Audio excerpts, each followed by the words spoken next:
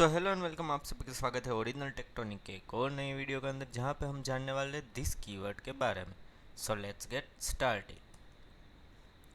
So basically यहाँ पे अगर हम दिस कीवर्ड को ऑब्जेक्ट के साथ में और क्लास के साथ में देखने वाले हैं, तो सपोज ऑब्जेक्ट में एक फर्स्ट नेम और लास्ट नेम है और फुल नेम का एक फंक्शन हमने बनाया जो कि दिस के साथ में यूज़ करेंगे हम।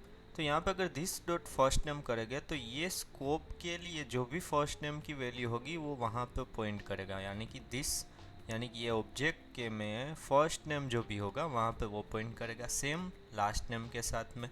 तो अगर हमने ऑब्जेक्ट डॉट फर्स्ट नेम को कॉल किया यानी फुल नेम को, तो हमें यहाँ पे फर्स्ट नेम और लास्ट नेम देखने को मिलेगा, यानी कि इस स्कोप के रिलेटेड की वैल्यू हमें देखने को मिलेगी जो कि इस स्कोप के अंदर का वैल्यू को एक्सेस करेगा। सेम यही अभी तो एक ऑब्जेक्ट के लिए है। अगर सेम आपको ये दिस कीवर्ड बेसिकली क्या है कि ये करंट स्कोप को दिखाता है।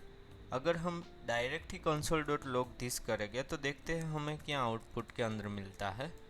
अगर हम डायरेक्ट ही हम दिस कीवर्ड को यहाँ पे करेंगे तो हमें विंडो ऑब्जेक्ट, यानी कि ये ग्लोबल स्कोप की वैल्यू को हमें देखने को मिलेगी। अगर हम यहाँ पे दिस को सिर्फ दिस ही रिटर्न करेंगे तो हम देखेंगे कि हमें यहाँ पे क्या मिलता है। जैसे कि यहाँ पे सिर्फ हम क्या करेंगे कि दिस को ही रिटर्न करेंगे, और अगर रिफ्रेश करेंगे तो वो क्या करंट स्कोप को, यानी कि वो ऑब्जेक्ट के इस वाले स्कोप को वो टारगेट करता है। यानी कि अगर मैं सिर्फ दिस डॉट फर्स्ट नेम करूँगा तो मुझे यहाँ पे क्या मिलेगा, विराज मिलेगा, जो कि करंट स्कोप को वो टारगेट कर रहा है। सेम अगर यहाँ पे हम करेंगे कि यहाँ पे अगर पर्सन क्लास बनाया, उसके अंदर हम कंस्ट्रक्टर बनाएंगे, फर्स्ट नेम लास्ट नेम और करंट ऑब्जेक्ट को वो टारगेट करेगा। यहाँ पे दिस क्या है कि करंट ऑब्जेक्ट, जैसे ही न्यू पर्सन क्रिएट हुआ तो ये पर्सन ऑब्जेक्ट के लिए दिस हुआ और वो उसके लिए टारगेट होगा, और उसके अंदर दिस डॉट फर्स्ट नेम और this dot last name assign होगा और वो वहाँ पे दिस को टारगेट करेगा। अगर यहाँ पे भी सेम हम दिस डॉट फर्स्ट नेम की जगह पे सिर्फ दिस को ही रिटर्न करेंगे तो हम देख पाएंगे कि वो दोनों ही वैल्यू को, पर्सन क्लास के दोनों ही वैल्यू को दिस टारगेट कर रहा है।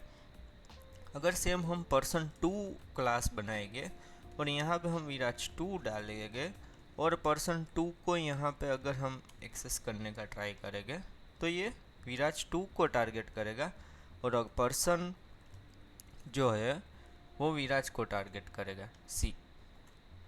तो बेसिकली दिस कीवर्ड के हेल्प से आप करंट स्कोप की वैल्यू को टारगेट कर सकते हैं without going to filter out और एनीथिंग। तो ऑब्जेक्ट के केस से क्लास के केस में एडवांटेज ये है कि आप मल्टीपल कॉपीज क्रिएट कर सकते हैं सेम काइंड ऑफ क्लास की, और ऑब्जेक्ट के केस में मल्टीपल कॉपीज क्रिएट करने के लिए आपको 1 बाय 1 डिक्लेयर करना पड़ेगा ऑब्जेक्ट को, ऑब्जेक्ट 2 ऑब्जेक्ट 3 करके, और उसके बाद ही आप उसको यूज़ कर सकते हैं। सो आई होप आपको ये बेसिक कंसेप्ट दिस कीवर्ड का समझ में आएगा। दिस कीवर्ड का वर्क उतना ही है कि वो करंट स्कोप को टारगेट करके उसके अंदर वैल्यूज़ को स्टोर करता है। सो आई होप आपको ये वीडियो पसंद आया हो तो लाइक शेयर एंड सब्सक्राइब जरूर कीजिएगा। Thank you guys for watching. Bye bye, signing of.